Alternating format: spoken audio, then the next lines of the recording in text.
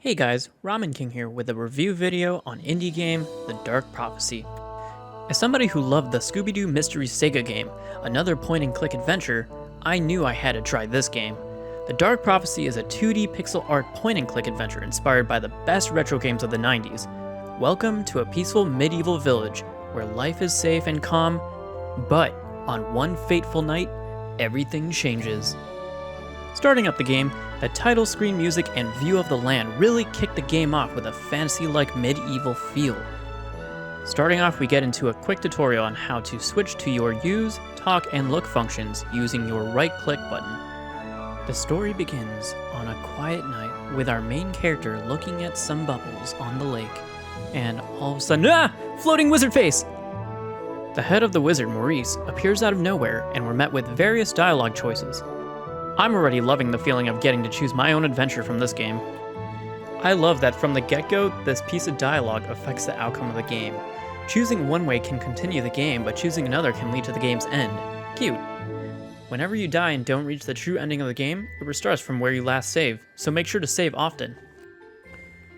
Being a point-and-click game, we're tasked with progressing through the story by interacting with various objects and have to figure out what interacts with what and which people to talk to. Some of the items, when interacted with, can bring about your doom. Be careful.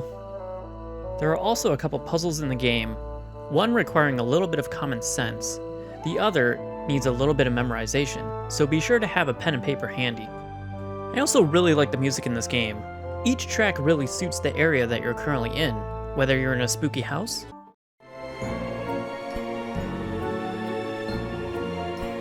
in a castle,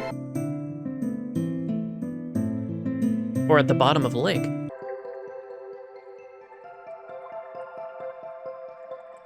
I also really like the pixel art too.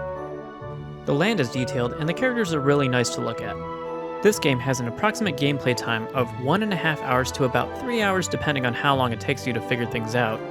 Once you've already completed the game once and figured everything out, starting up a new game really only takes about 25 minutes from start to finish. I personally didn't have a problem with this, as I like shorter games, especially for a point and click. Normally this game is $10, so it really depends on how you value game time in dollars. If you like retro point and clicks, I would definitely suggest giving this game a try. And that's the end of the video. If you'd like to see other reviews on other games, make sure to hit that like and subscribe button, as I'll be doing more in the future.